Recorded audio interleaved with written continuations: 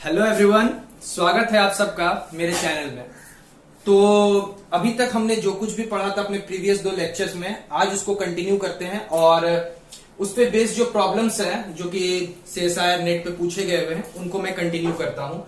तो आप बोर्ड पे देख सकते हैं, आपका पहला क्वेश्चन कुछ इस तरीके से है कि the inertial observer A at rest measures the electric and magnetic field E and B. Okay, question कहा गया है कि आपको एक ऑब्जर्वर है ए जो कि खुद रेस्ट पे है, ओके, और वो इलेक्ट्रिक फील्ड और मैग्नेटिक फील्ड को एक रीजन में ऑब्जर्व कर रहा है कुछ इस तरीके से।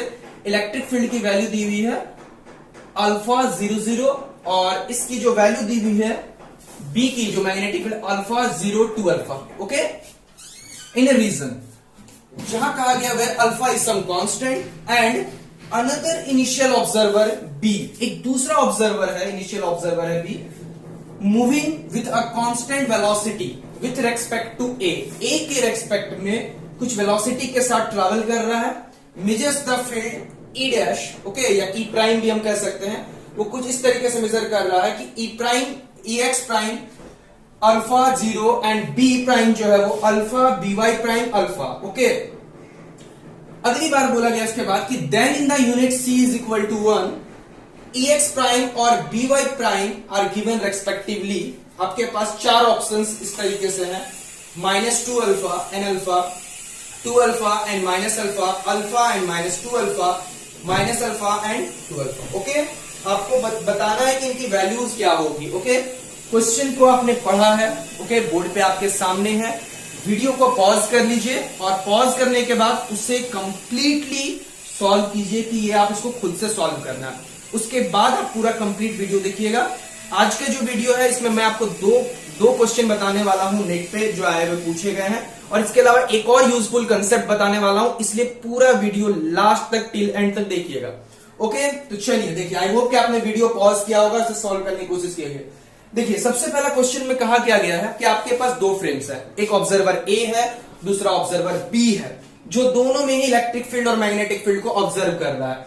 एक में इलेक्ट्रिक फील्ड की वैल्यू अल्फा के टर्म में दी हुई है, दूसरे उसमें ही बी की वैल्यू दी हुई है, तीसरे वाले में भी दूसरे फ्रेम में भी ई प्राइम दी हुई है और बी प्राइम भी दी हुई है। तो आपसे पूछा गया कि रेस्पेक्टिव यहाँ जो मिसिंग टर्म्स हैं, यहाँ कह सकते हैं इनको मिसिंग टर्म एक्स प्राइम और बी वाई प्राइम की वैल्यू आपको फाइंड आउट करनी है। तो देखिए किस तरीके से फाइंड आउट करें। सबसे पहले देखिए, आपको क्वेश्चन में कहा गया है कि आपके पास 2 फ्रेम है। यहां एक फ्रेम ए है जो कि रेस्ट पे है, एक फ्रेम एस है जिसमें ऑब्जर्वर ए है जो कि रेस्ट पे है। वो किसी रीजन, यहां एक रीजन हमने कंसीडर कर लिया, एक रीजन है, ये एक रीजन है, और इस रीजन में इलेक्ट्रिक फील्ड आपने इस ऑब्जर्वर ए ने यहां ऑब्जर्व किया, ई और बी, ओके।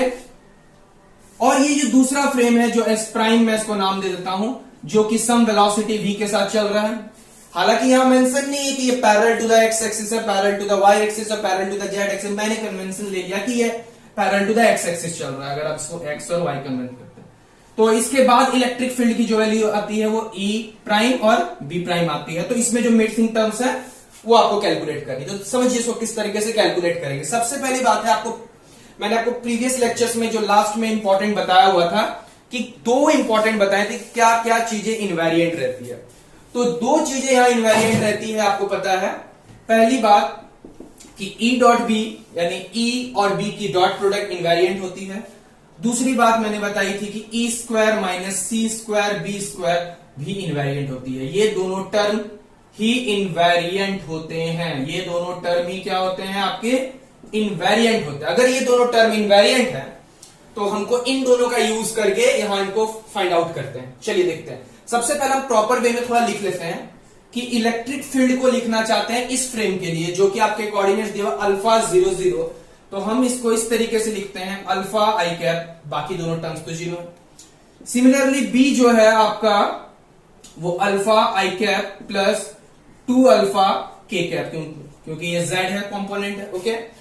दूसरे फ्रेम में ई एक्स प्राइम जो है आपका वो आपका आ जाता है ये E X prime I cap plus alpha J cap, okay. Now इस फ्रेम में आपका आ जाता है alpha I cap plus B Y J cap plus alpha K cap. Okay, अब क्या बताया गया क्वेश्चन में कि ये दोनों प्रोडक्ट्स जो है क्या है, इन दोनों का प्रोडक्ट जो है वो क्या इनवेरिएंट है। तो अगर इस प्रॉपर्टी को लगाते हैं यहां पर तो आप क्या देख सकते हैं यहां कि E डॉट बी, ओके आप करते हैं तो यहां क्या देखते हैं, चलिए मैं यहां लिख देता हूं थोड़ा सा, E डॉट बी, इस चीज की कोई जरूरत नहीं है तो मैं इसको मिटा देता हूं क्योंकि आपको यहां समझने वाली बात थी। फ्रेम को देखिए यहां ध्यान से, आपको पता है कि E डॉट बी की बात कर रहे हैं तो देखिए यहां से E डॉट डॉट प्रोडक्ट क्या होगा, अल्फा अल्फा, आई का आई के साथ अल्फा स्क्वायर हो जाएगा। ओके, दूसरा क्या होगा, इस फ्रेम में E प्राइम और B प्राइम का मल्टीप्लीकेशन, एक आपका इसके साथ मल्टीप्लाई होगा ई एक्स अल्फा, दूसरा क्या होगा Z के साथ होगा अल्फा बी वाई। ओके, अब क्या है कि ये दोनों इनवेरिएंट है, मतलब ये जितना प्रोडक्ट वही प्रोडक्ट यहां पर होगा। अगर इन दोनों को इक्वेट करते हैं तो आप क्या पाएंगे कि alpha square is equal to E X alpha plus alpha B Y. Okay, so यहां से अगर हम अल्फा कॉमन निकाल दे तो अल्फा बराबर E X plus B Y. Okay, alpha is equal to E X plus B Y, इसको equation number 1 मान लिया हमने, इसको हमने क्या मान लिया, इक्वेशन नंबर 1 मान लिया ताकि ये आगे हम इसका यूज करेंगे। Okay, now the second one क्या है आपका, वो समझने वाली बात है कि आपको सेकेंड वन क्या समझना है, इस वाले टर्म को समझना है। और इसमें एक चीज और इंपॉर्टेंट बात दी हुई है कि C की वैल्यू को आपको 1 यूज करना है। क्या करना है आपको, C की वैल्यू को आपको 1 यूज करना है। तो जब आपकी C की वैल्यू को 1 यूज करना है तो यहां से आप देख सकते हैं कि ये रिलेशन क्या हो जाएगा, E square minus B square is equal to E dash E prime minus B prime का होल स्क्वायर। ओके, चलिए इस चीज को यूज करते हैं। पहला, इसका स्क्वायर क्या होगा, alpha square. Okay, B square मतलब ब्रैकेट में alpha square plus 4 alpha square. Okay, now E prime का स्क्वायर जो हो जाएगा वो आपका हो जाएगा ई एक्स प्राइम का square plus alpha square minus इस वाले टर्म के लिए आपका क्या हो जाएगा, alpha square plus B Y prime plus alpha square. Okay, जो टर्म्स थे सबके मॉड्यूलस है, सबके स्क्वायर हो गए, वैल्यू हो गए, मैग्नीट्यूड के स्क्वायर हो गए। ओके, चलिए इधर वाले को सॉल्व करते हैं तो आप देख सकते हैं -3 अल्फा स्क्वायर, और इसमें सॉल्व करते हैं तो आप क्या पाते हैं, E X prime square minus B Y prime square, और यहां से आपका आ जाता है, आप यहां से देख सकते हैं एक टर्म यहां से अल्फा स्क्वायर आया हुआ है, अगला टर्म यहां से -2 अल्फा स्क्वायर आया हुआ है। ओके, क्लियर है आपको। तो इसको थोड़ा प्रॉपर वे में अगर लिखते हैं तो फाइनली यहां से रिजल्ट क्या मिलता है कि ई एक्स प्राइम का whole square minus B Y prime का होल स्क्वायर, यहां से आपका हो गया माइनस अल्फा स्क्वायर और यहां आके तो प्लस, तो दैट इज -2 अल्फा का स्क्वायर। ओके, आपको क्या दिखाई देता है कि यहां से आपका -2 अल्फा का होल स्क्वायर। ओके, यहां आपका 4 अल्फा होगा। ओके, यहां क्या होगा 4 अल्फा, क्योंकि यहां से इसको माइनस किया तो ये कट गया तो आपका -4 अल्फा स्क्वायर, तो फाइनल यहां हो गया -3 अल्फा स्क्वायर। ओके, क्लियर आपको यहां तक, ये आपके पास सेकेंड इक्वेशन बन गई। ओके, ये आपकी 2 इक्वेशन बन गई है। अब इन दोनों इक्वेशन को क्या करना है, सॉल्व करना है और ई एक्स प्राइम और बी वाई प्राइम की वैल्यू निकालनी है। ओके, तो देखिए इसको पहले मैं किस तरीके करता हूं, आप इसको नोट कर लीजिए। जो इक्वेशन है मैं उसको छोड़ देता हूं, बाकी सारे के साथ हमको इक्वेशन से काम है क्योंकि बाकी रिजल्ट की कोई जरूरत नहीं है। आप वीडियो को पॉज करके इसको नोट कर सकते हैं।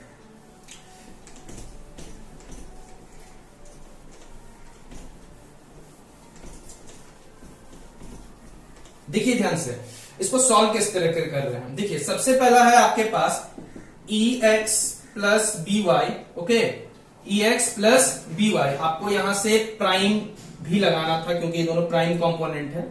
Okay, E X prime plus B Y prime is equal to alpha हो जाएगा। ओके, और यहां से आपको है ई एक्स का स्क्वायर, ई एक्स प्राइम का whole square, B X prime का whole equal to -3 alpha square. Okay, इसको हम लोग 2 भाग में तोड़ सकते हैं इस तरीके से, एक बार ए स्क्वायर माइनस बी स्क्वायर, ए प्लस बी और ए माइनस बी के टर्म में लिख सकते हैं। ओके, तो जब ये टर्म में लिखा जाएगा तो हम लोग क्या कर सकते हैं, इसकी वैल्यू आप यहां से अल्फा रख सकते हैं, आप यहां से अल्फा वैल्यू रख सकते हैं, यहां से एक अल्फा कट जाएगा, यहां से जो भी वैल्यू आएगी आपकी आ जाएगी -3 अल्फा। ओके, अब आपके पास 2 वैल्यू, अब इन दोनों को सॉल्व करते हैं, सिंपल है, एलिमिनेशन प्रोसेस का आप इसका यूज कर सकते हैं।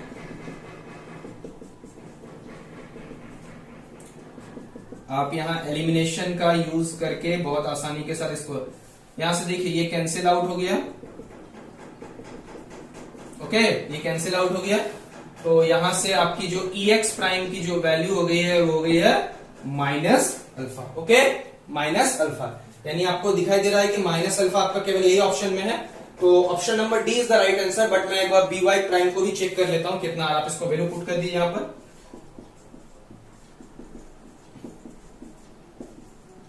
Okay, that is 2 alpha. Okay, तो आपका option number D is the right answer. Okay, I hope कि आपको ये क्वेश्चन क्लियर है। तो कोई भी डाउट हो तो आप मुझसे कमेंट सेक्शन में कमेंट करके पूछ सकते हैं, और इसके बाद हम देखते हैं अगला क्वेश्चन। तब तक आप इसको नोट कीजिए। तो देखते हैं अपना दूसरा क्वेश्चन। क्वेश्चन आपके सामने है बोर्ड पे, आप देख सकते हैं, खुद भी पढ़ सकते हैं, और मैं पढ़ के आपको बता देता हूं। उसके बाद आप आराम से वीडियो को पॉज कीजिए और खुद से उसे सॉल्व करने की कोशिश कीजिए। ओके, क्वेश्चन कुछ इस तरीके से है कि in an inertial frame uniform electric and magnetic field E and B are perpendicular to each other. Okay, E and B क्या है, एक दूसरे के परपेंडिकुलर हैं, एंड सेटिस्फाई कर रहे हैं इस रिलेशन को कि E mod E का स्क्वायर माइनस B का square is equal to 29 in suitable units. Okay, suitable units में यहाँ बेसिकली समझ सकते हैं, यहाँ जो C का स्क्वायर का टर्म रहता है उसको उसमें 1 ले लिया क्वेश्चन। ओके, ये भी नेट पे पूछा गया क्वेश्चन है। In another initial frame which emits another inertial frame which moves at a constant velocity with respect to first frame। Okay, एक दूसरा इनर्शियल फ्रेम है जो फर्स्ट फ्रेम के रेस्पेक्ट में कांस्टेंट वेलोसिटी के साथ मूव कर रहा है। The magnetic field is 2√5 k। Okay, उसके लिए मैग्नेटिक फील्ड की जो वैल्यू आप देखें ऑब्जर्व है वो 2√5 k है। In the second frame an electric field consistent with the previous observation. Okay, उसी सेकेंड फ्रेम के लिए इलेक्ट्रिक फील्ड की जो कंसिस्टेंट है पहले की तरह, उसकी क्या वैल्यू होगी। ओके, क्वेश्चन में आपसे ये पूछा है, इलेक्ट्रिक फील्ड की वैल्यू पूछी गई।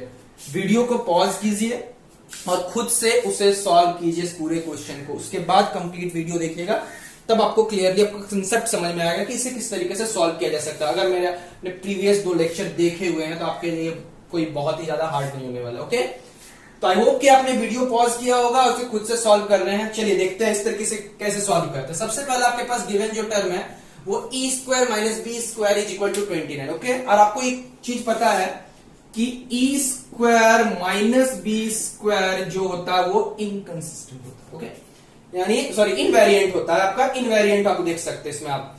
ओके, क्या देख सकते हैं आप उसको, इनवेरिएंट देख सकते हैं। तो आपको पता है कि चूंकि इनवेरिएंट होता है तो ये आपका पता है कि अगर एक फ्रेम में आप नोटिस करें और दूसरे फ्रेम में भी नोटिस करें तो आप उसको क्या पाएंगे, सेम पाते हैं, लाइक दिस। ओके, इससे प्रीवियस क्वेश्चन में मैंने आपको डिस्कस किया हुआ था। ओके, चलिए देखते हैं। ये देखिए आपका रिलेशन सेटिस्फाई करेगा। तो सबसे पहले E square minus B square की ऑलरेडी वैल्यू 29 दी हुई है। आपको पूछा E की वैल्यू, B की जो वैल्यू है आपकी क्वेश्चन में दी हुई है 2√5। ओके, 2√5 का होल स्क्वायर। ओके, तो यहां से सिंपल इसको लिख सकते हैं, यहां से 4 इंटू 5 20, और यहां से ये मॉड E का स्क्वायर हो गया आपका 49 हो जाएगा, 49। ओके, अब ये जब 49 है तो आप कह सकते हैं कि E की जो वैल्यू होगी वो प्लस माइनस 7 में जा सकती है। ओके, अब समझिए, यानी आपकी जो E की जो मैग्नीट्यूड है वो आपकी आ रही होगी 7 में। ओके, प्लस माइनस 7 में।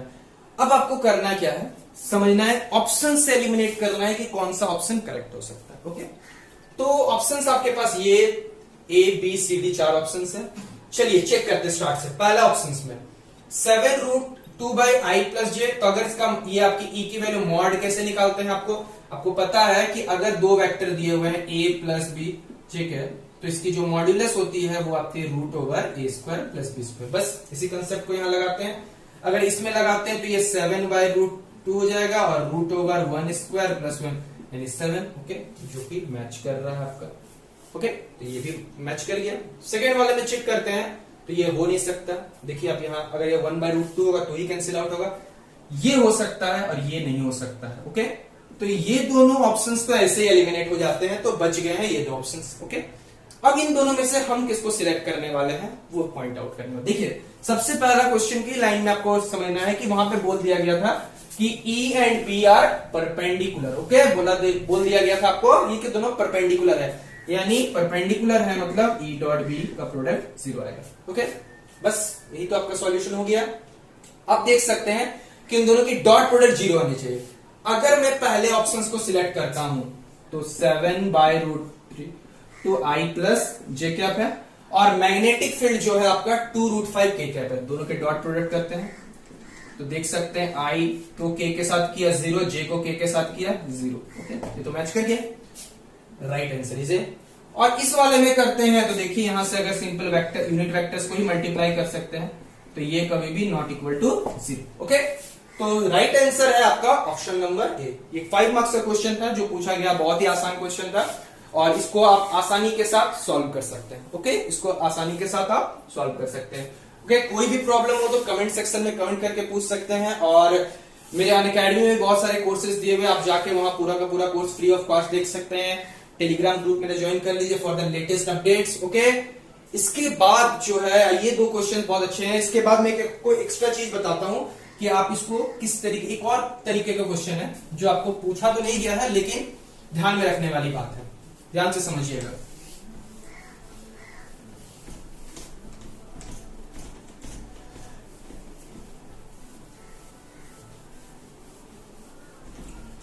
तो देखिए इस क्वेश्चन कुछ इस तरीके से पूछा जा सकता है कि आपके पास एक सोलिनॉइड है। ओके, सोलिनॉइड आप समझ ही रहे हैं क्या होता है।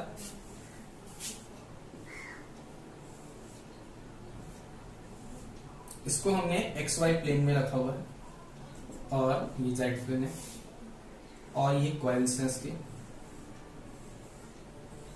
ओके, ये आपके कॉइल्स है। ओके, करंट की फ्लो कुछ इस तरीके से एंटी क्लॉकवाइज डायरेक्शन। तो आप देख सकते हैं मैग्नेटिक फील्ड इस डायरेक्शन में होगी।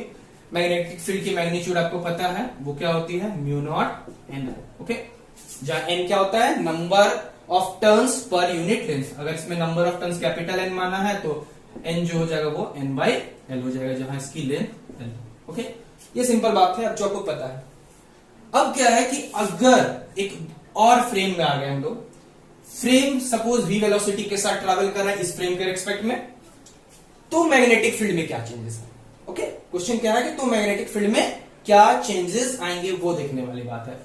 तो इसको समझते हैं किस तरीके से। तो इसमें सबसे पहले 2 चेंजेस आएंगे। वो मेजर चेंजेस क्या होने वाला है कि ये जो number of turns per unit length जो है n वो चेंज होगा, और दूसरा जो है आपका करंट I है वो चेंज होने वाला है। ओके, क्या उसके इन्फ्लुएंस में कि ये चेंज होगा, ये देखते हैं। तो सबसे पहला देखिए बात है कि मैं पहले बात करता हूं number of turns per unit length की। ओके, यहां आपके पास है n जो कि n/l से है। हम उस फ्रेम में n' मान लेंगे जो कि number of turns per unit length है, यानी n/l प्राइम ले लेते हैं। आप जानते हैं भाई लेंथ कॉन्ट्रैक्शन से कि आप l' जो होता है वो ओरिजिनल लेंथ का 1 - v²/c² होता है, ये पहले से आपको पता है।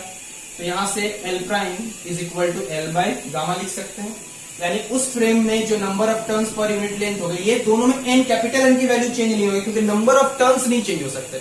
आपने अगर इस फ्रेम में 10 टर्न्स रखे हैं तो उसमें भी 10 टर्न्स ही रहने वाले। हाँ, टर्न्स की जो नंबर ऑफ टर्न्स जो रिस्पेक्टिव हो जाएंगे वो चेंजेस हो सकते हैं। कितने चेंजेस होंगे ये भी देखिए ध्यान से। इसमें अगर पुट करते हैं तो l/, ओके, यानी कह सकते हैं गामा इंटू। ओके, ये बात होगी पहला। दूसरा फैक्टर है I का, समझिए।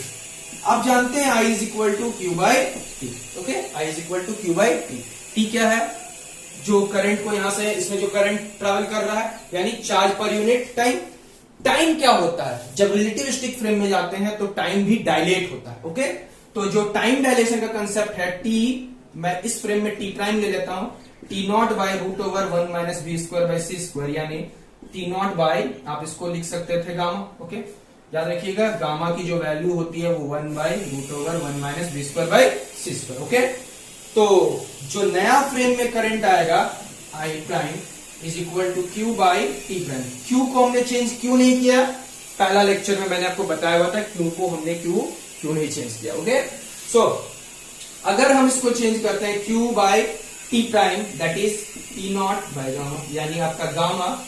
ओके, आप यहां से आराम से देख सकते हैं इसको, कहां से, आप यहाँ Q by T not into gamma रख सकते, सॉरी यहाँ जो है आप इसको गामा टाइम्स, ओके, तो इसको गामा यानी I by gamma value, okay, या कि I प्राइम की वैल्यू, यानी आपके दो टर्म आई, N प्राइम जो हो गया वो आपका गामा N हो गया, और I प्राइम जो हो गया है वो आपका हो गया I बाई गामा।